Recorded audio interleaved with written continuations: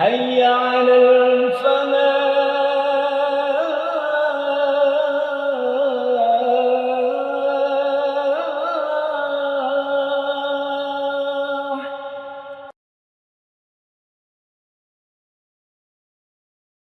Assalamualaikum warahmatullahi wabarakatuh.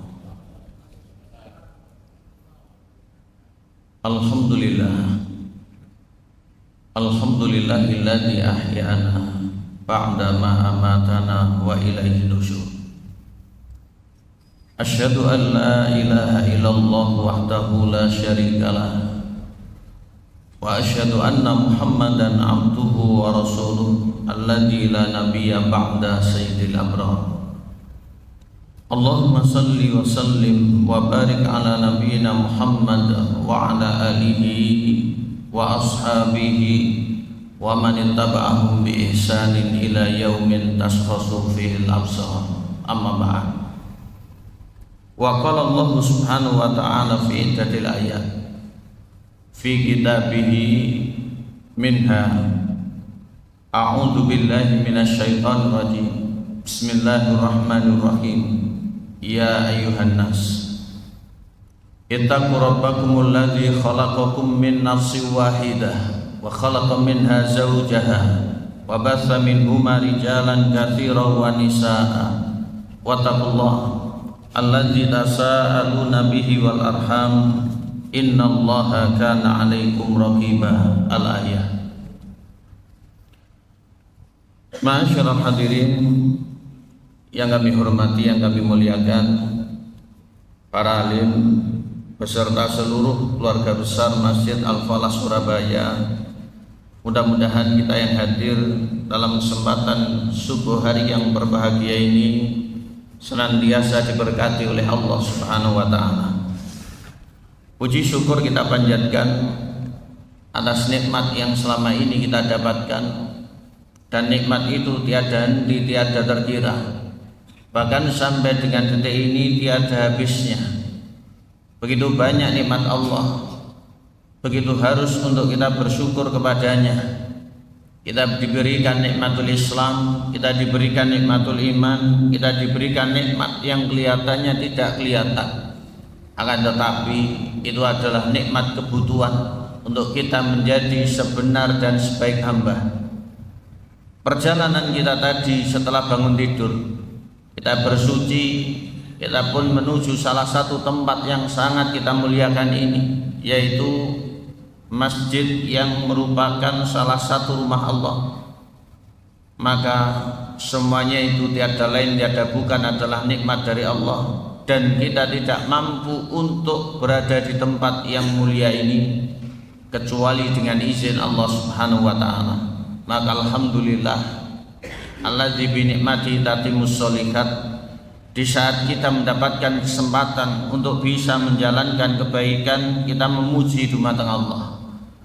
Maka alhamdulillah pula ala kulli hal, di saat kita mendapati ujian, di saat kenyataan tidak sesuai dengan harapan, kita pun masih memuji kehadirat Allah Subhanahu wa ta'ala. Mudah-mudahan di lain kesempatan kita mendapatkan sesuai dengan yang kita inginkan. Mudah-mudahan nikmat ini senantiasa mendekatkan diri kita kepada Allah, menjadikan kita lebih dewasa di tahun ini 1446, dan mudah-mudahan nikmat ini menjadi jalan untuk kita bisa lenggang masuk ke dalam surga kelak. Amin Allahumma amin.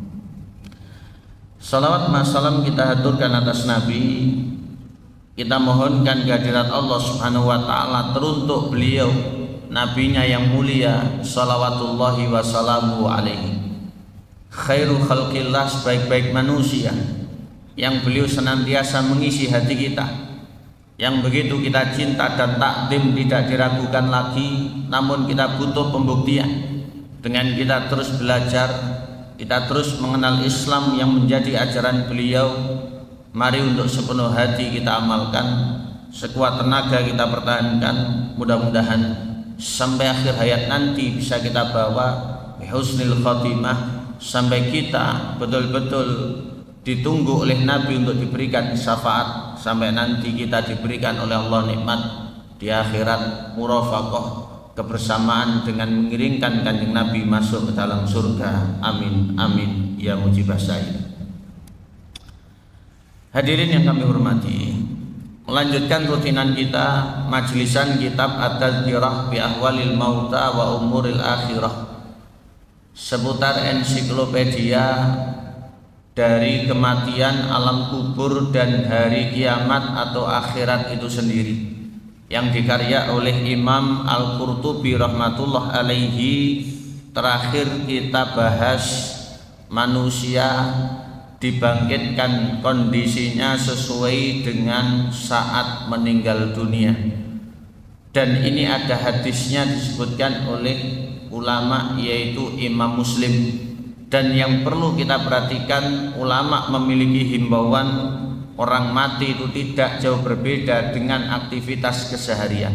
Oleh karena itu kita rancang agar kita diberikan oleh Allah mati yang baik. Kebaikan ini harus nantiasa kita adakan pada diri kita pelan-pelan. Allahumma sahil umurana umurad dunya wal akhirah, Allahumma amin. Bapak Ibu yang kami hormati, pagi hari ini kita akan membahas tentang Yaumul Hasri, hari hasr atau hari pengumpulan. Di dalam ayat-ayat suci Al-Quran maupun dawuh-dawuh mulianya Kanjeng Nabi Rasulullah Muhammad alaihi salatu wa afdalu taslim, ulama menyebutkan ada beberapa. Yang pertama, menurut hadis pengumpulan menjelang hari kiamat, ketika ada api sebagaimana disebutkan oleh Imam Muslim berasal dari Aden. Ada lagi hadis menyebutkan dari Hijaz, yaitu dari tanah Arab, Mekah dan Madinah, akan menggiring manusia. Ini menuju nanti hari kiamat, karena itu termasuk di antara min asyrati sa'atil kubro, tanda besarnya hari kiamat. Sehingga banyak manusia pada hari itu nanti akan berkumpul karena digiring oleh api tersebut. Yang kedua, pengumpulan setelah hari kiamat, terjadinya peniupan trompet yang kedua, ketika manusia bangkit berbondong-bondong dari tempat kematiannya dalam keadaan tidak beralas kaki, tidak pula berkhitan dan tidak berbusana. Semuanya akan seperti itu. Ini menuju tempat yang luas yang akan digiring pada fase demi fase berikutnya. Maka disitulah orang-orang kafir akan mendapatkan kesulitan. Mudah-mudahan kita mendapatkan kemudahan. Dan nanti puncaknya akan digiring oleh Allah Subhanahu wa taala menuju hari pembalasan, untuk dihisab sampai ke tempat pembalasan, muaranya entah surga atau sebaliknya malah masuk ke dalam neraka. Allahumma ja'alna min ahlil jannah, Allahumma amin. Kita bicarakan tentang hari mahsyar, hari pengumpulan, yaitu Yaumul Hasr di padang mahsyar, yang lamanya 50.000 tahun menurut perhitungan Allah, dalam kondisi tidak beralas kaki, tidak bersunat, tidak pula berbusana. Di situ manusia kondisinya begitu sangat memprihatinkan. Tapi ada bocoran hadis Nabi yang merupakan sumber keselamatan dari ini. Ini yang harus kita amalkan, salah satunya kalau bisa kesemuanya. Tapi kalau tidak bisa jangan ditinggal babar belas. Tiba-tiba Abu Hurairah menyebut, dan ini ada di Sahih Muslim. Imam Bukhari rupanya juga punya hadis ini. Kanjeng Nabi menyampaikan, sab'atun yudhilluhumullahu ta'ala fi dhillihi yauma la dhilla illa dhilluh. Ada 7 golongan yang bakal diberikan naungan oleh Allah pada hari tidak ada naungan kecuali hanya miliknya. Karena matahari itu sangat dekat sekali, dengan kondisi yang demikian di lahan yang begitu luas tanpa batas dan panas, maka orang-orang itu nanti akan bercucuran keringat demi keringatnya. Ada yang keringatnya rendah, ada yang sedang, ada yang sampai keringatnya itu tinggi bahkan menenggelamkan. Ini sesuai dengan amal perbuatan. Padahal kalau di dunia saja kita keringetan paling netes sak jagung istilahnya. Pas nopo biasanya Pak Ibu kita keringetan? Pas makan ya. Kalau kerja jarang kita keringetan karena tempatnya berhasil pas makan. Ya, apalagi kalau kepedesan. Tukang Indonesia ini kalau makan nggak mesti keringetan. Kalau kerja itu keringetnya minim. Ini kelebihan kita. Kerja efektif, makan maksimal. Jadi kalau di dunia keringat itu keluarnya seperti biji jagung, keluar lagi, kemudian diseka. Hari itu nanti begitu dahsyat luar biasa. Ya. Untuk menghambat keringat apapun namanya, anti apa itu, deodoran dan yang lain, tidak ada, pabriknya sudah hilang hari kiamat. Ya. Manusia sesuai dengan amal perbuatan, imannya, amalnya, bahkan tingkah lakunya yang akan menjadi cerminan pada hari nanti. Tapi Nabi menyebutkan ada naungan Allah diperuntukkan bagi 7 golongan. Yang pertama, imamun adilun. Dalam hadis disebutkan pemimpin yang adil, arif, nan bijak. Sehingga pemimpin yang masuk dalam kriteria ini masuk, bagi yang tidak ya susah. Makanya jalur surga itu lebih mudah lewat jalur rakyat jelata ketimbang jalur pemimpin. Maka kita syukuri sebagai rakyat, kita banyak berdoa untuk para pemimpin. Rakyat semakin bahagia, pemimpin semakin terarah berpetunjuk. Harapan kita itu seperti itu. Jadi pemimpin yang adil, yang arif dan bijak itu akan dapat. Para nabi kalau menjadi pemimpin jelas. Dulu ada Nabi Dawud, dulu ada Nabi Sulaiman. Yang melanjutkan estafet para nabi dari kalangan orang-orang soleh jelas ada khulafaur rasyidin. Dari kalangan ulamanya yang didahulukan menjadi pemimpin juga ada, semisal Umar bin Abdul Aziz. Dan siapapun sara ala nahjihim bi ihsanin ila yaumil qiyamah, engkang melampah di atas jalan mereka sampai hari kiamat. Nyebal tidak bisa, yang menyimpang tidak bisa dapat naungan Allah yang diberikan pada 7 golongan pada hari mahsyar tersebut. Yang kedua, syabun nasya'a fi ibadatillah. Yang dapat berikutnya adalah pemuda yang menghabiskan waktunya untuk ibadah, untuk taat kepada Allah, dan masa kita sudah habis dari. Mari kita cetak para pemuda yang berkualitas. Sehingga mas, mbak sekalian, usia-usia remaja setelah balik sampai nanti berkeluarga, mohon kiranya untuk dimaksimalkan secara efektif. Karena itu tidak bakal kembali dan nanti akan disesali ketika sudah sebagaimana kita semuanya ini. Wes nggak maneh. Kita semuanya bakal menyesal. Masa itu terlewatkan. Kalau kita gunakan untuk agama, kalau kita gunakan untuk yang positif, kalau kita gunakan untuk yang produktif bermanfaat, insya Allah berkah. Kita bakal dapat naungan pada hari mahsyar dari kiamat. Sehingga pemuda ini mari untuk kita cetak menjadi pemuda yang berkualitas, karena secara tidak langsung 20-30 tahun lagi mereka itu yang akan memegang kendali.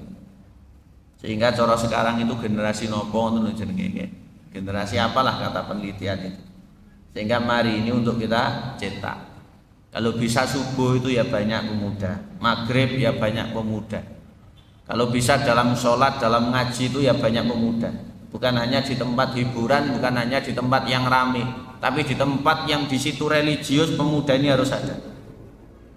Karena pemuda yang seperti itu adalah pemuda yang sudah disiapkan naungan pada hari yang berat itu nanti. Tidak boleh disia-siakan.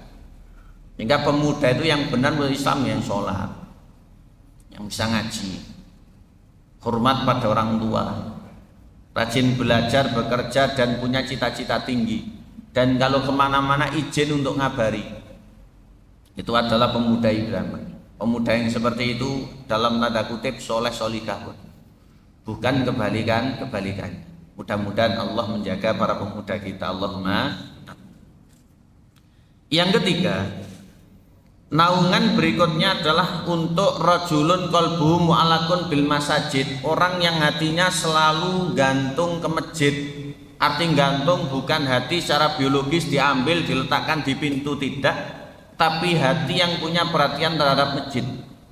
Makanya dalam kitab Al-Minhaj Imam Nawawi ngendikan ketika mensyarahi hadis niki, al mulazamatu fiha bisolati fiha, yaitu selalu mulazamah, lengket atau ajeg di masjid untuk menjalankan sholat dan juga amal-amal yang lain. Sehingga istilahnya niku wong masjidan ini bakal mendapati naungan di hari yang berat tersebut. Baru yang keempat, wa rajulani tahabba fillah istama alaihi wa tafarraqu alaihi. Dua orang yang punya ikatan batin karena agama, berjumpa karena Allah, berpisah pun juga karena tuntutan agama. Nah, yang seperti ini bagi orang Islam itu bukan mustahil. Mudah-mudahan kula panjenengan di sini yang bukan sanak bukan kadang tapi diikat dengan iman ini mendapati yang demikian. Kita hadir di majelis karena Allah, kita pisah pun nanti juga karena Allah.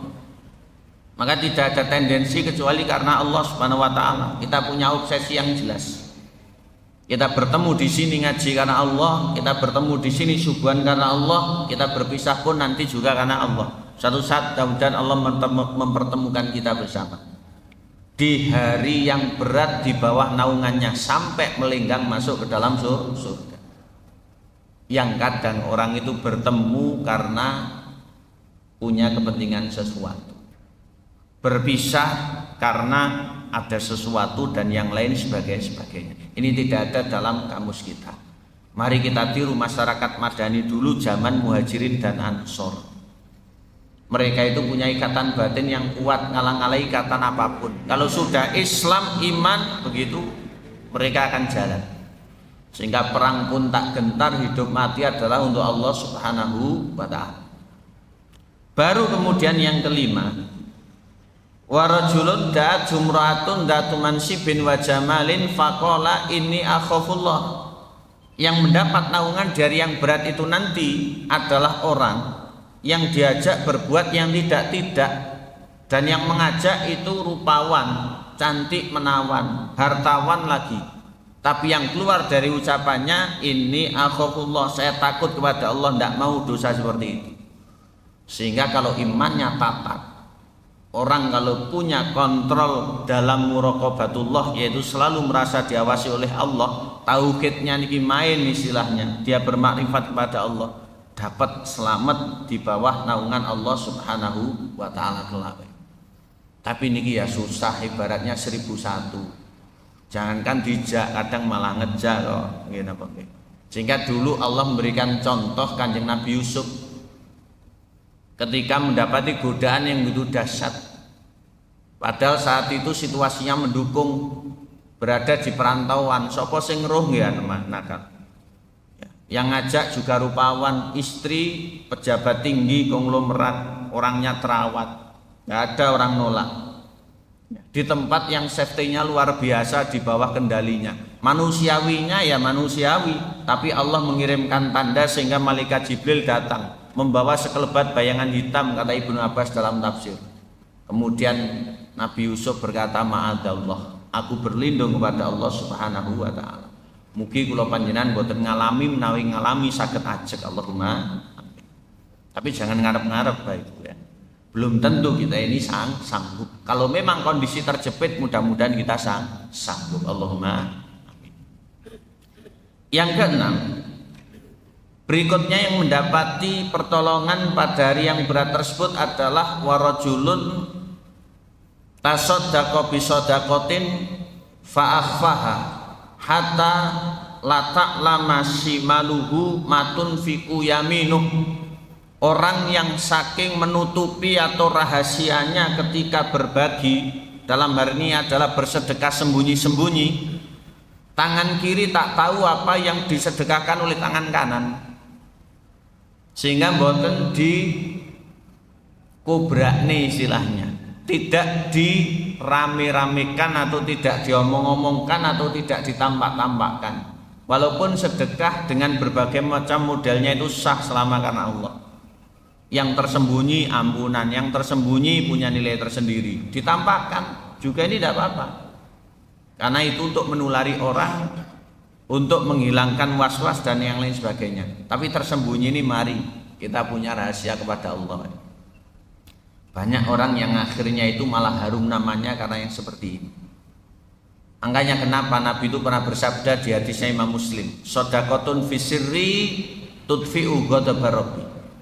Sedekah sembunyi-sembunyi itu menjadi sebab murkanya Allah itu luruh pada hari kiamat nanti, sehingga tidak dimurkai oleh Allah, malah disayangi, dirahmati oleh Allah. Jadi banyak kisah sedekah sembunyi-sembunyi itu menjadikan orang harum nama setelahnya. Dan ini memang tidak perlu diviralkan, tapi Allah itu tidak menutupi kebaikan hamba. Bagaimana dulu Umar bin Khattab malam-malam bersedekah membantu orang. Bagaimana pula kisahnya Zainul Abidin Muhammad Al-Hanafiyah, ulama kaum tabi'in dari keturunan Ali bin Abi Thalib radhiyallahu an. Ini juga luar biasa, sampai pundake ngapal keruan pas dimandikan jenazahnya.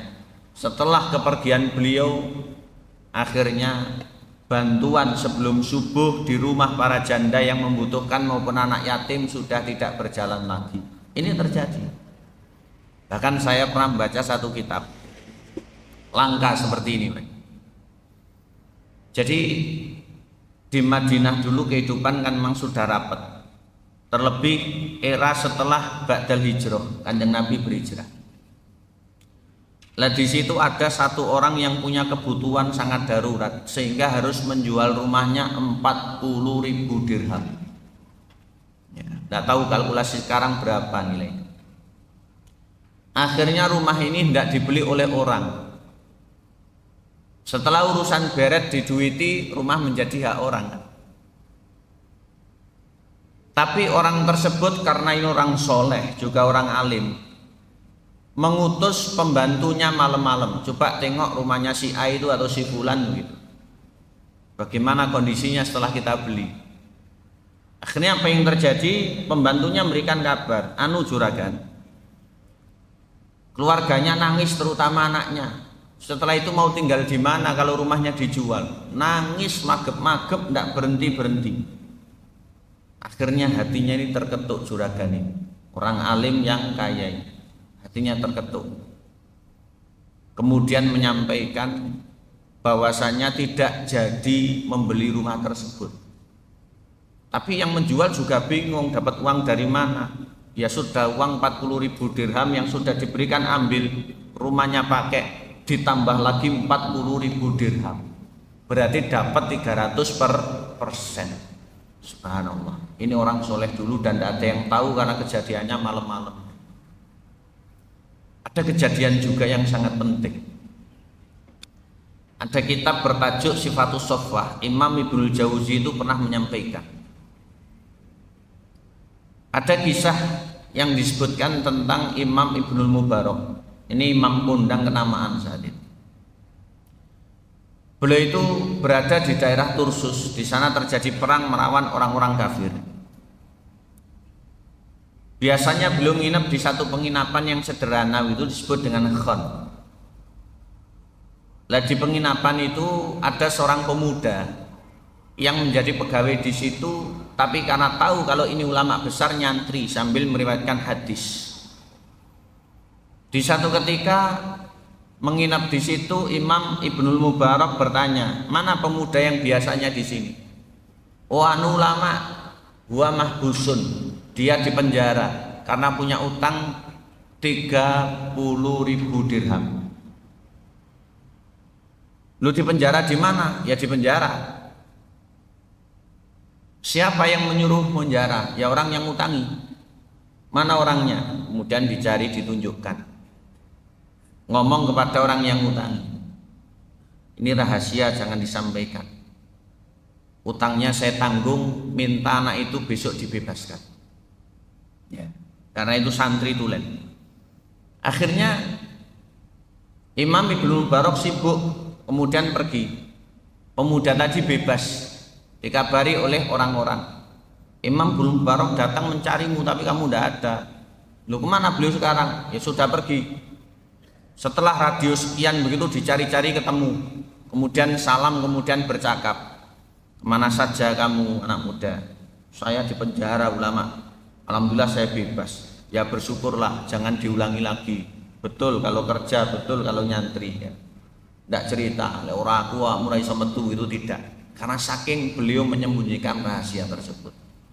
Lah yang seperti ini mari agar kita mendapati pertolongan Allah, yaitu naungan dari yang sulit tersebut, golongan yang dijanjikan oleh Nabi. Yang keenam adalah warajulun tasaddaqa bisadaqatin fa akhfaha hatta la ta'lama shimaluhu matun fiku yaminu.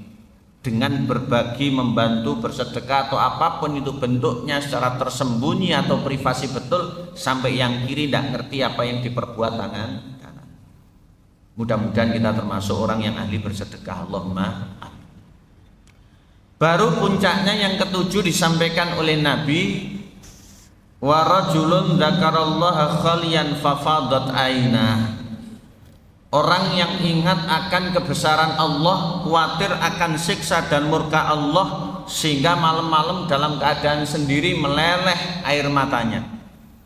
Yaitu orang yang tobat, orang yang insaf, orang yang merenung bertafakur di waktu malam tidak ada siapa-siapa, meleleh air matanya karena punya rasa takut kepada Allah. Kalau takut di saat kolektif rame-rame berjamaah itu lumrah Bapak Ibu. Lonjenengan majelisan ngaji atau dalam keadaan apa terus nangis niku biasa, khusyuk soleh taat itu biasa. Tapi di kesendirian kita bisa seperti itu, ini yang luar biasa. Sebagaimana kalau ada orang diuji dengan berbuat yang tidak-tidak, dia sendiri bisa tatak, ini yang luar biasa. Makanya ini termasuk diantara sebab untuk bisa meraih pertolongan Allah berupa naungan dari yang sulit tersebut.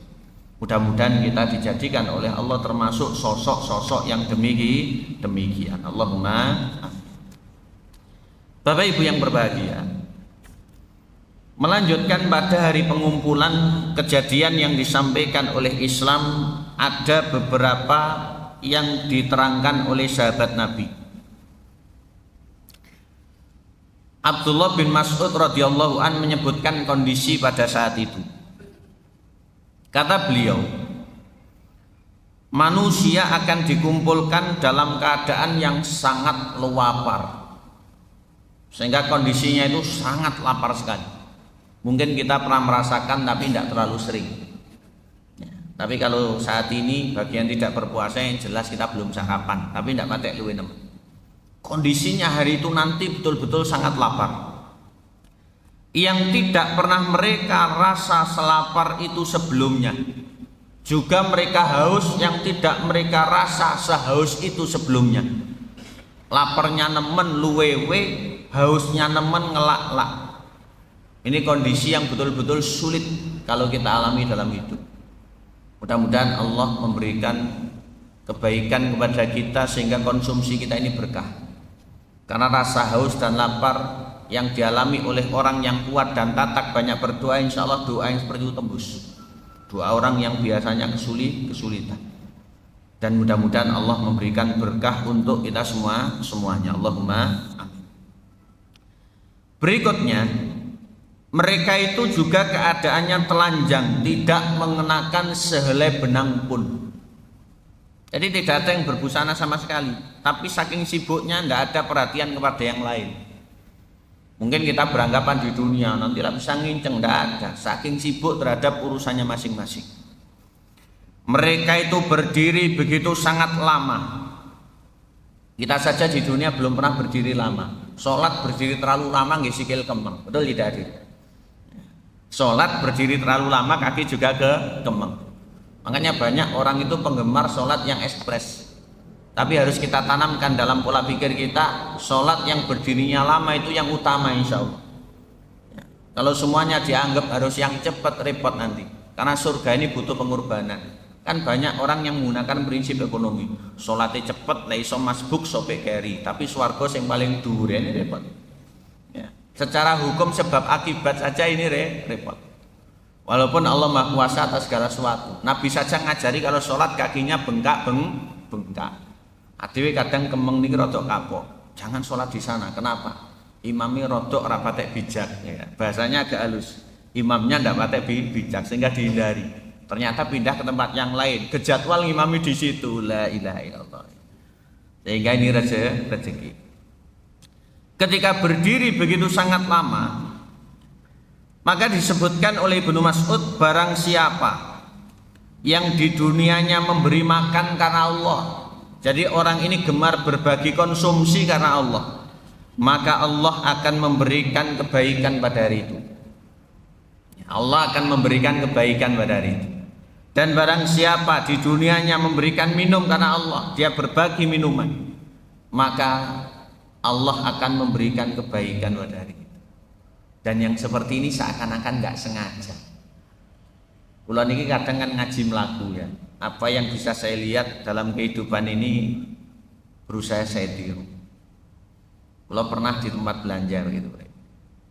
Ada orang yang baik, yang ini belum pernah terlintas saya sebelumnya. Saya jemput anak saya sekolah sepeda motor sama istri saya. Ini beli ini udah mlebu tuwa ya. Saya ini beli-beli itu tidak pakai hobi. Akhirnya istri saya beli dengan anak saya. Ketika istri saya beli begitu, saya nunggu di sepeda motor, helm masih saya pakai sambil saya mengamati sekitar. Ada orang begitu duduk, mungkin kondisinya agak sulit, utek-utek HP dengan penampilan yang perlu diperhatikan. Ada orang lewat begitu, membawa beberapa minuman, hanya mengucap permisi, ditaruh, ditinggal ngalih. Ya. Kemudian yang dikasih tadi tinggal untuk saya begitu, ditoleh, diantuhi. Jadi dia nggak ngomong ini loh buat tombol ngelak, nggak ngomong buat tombol haus, nggak ngomong ini loh sedekah dari saya, nggak ngomong dan seterusnya. Hanya ditaruh begitu. Ya, kemudian ditinggal. Kemudian toleh orang yang diberi tadi, untuk saya hanya mandu, setelah itu linggam. Ini termasuk di antara seninya orang berbagi. Ini termasuk di antara seninya orang berbagi. Ya, ini kita amalkan juga luar biasa. Mudah-mudahan Allah menjaga beliau. Kalau orang Islam mendapatkan pahala yang banyak, syaratnya Islam beriman. Kalau itu bukan orang Islam ya dikenang itu saja. Ya. Tapi sedekahnya sah bagi yang menerima. Ya. Artinya boleh walaupun itu dari bukan orang Islam. Ya dipek, dikai ya. Tidak bertanya sama wong opo gitu. Tidak bertanya orang seperti itu.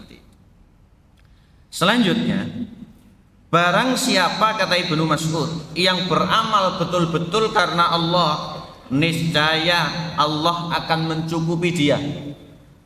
Jadi pada hari yang sulit itu kalau ada orang beramal karena Allah, Allah akan mencukupinya.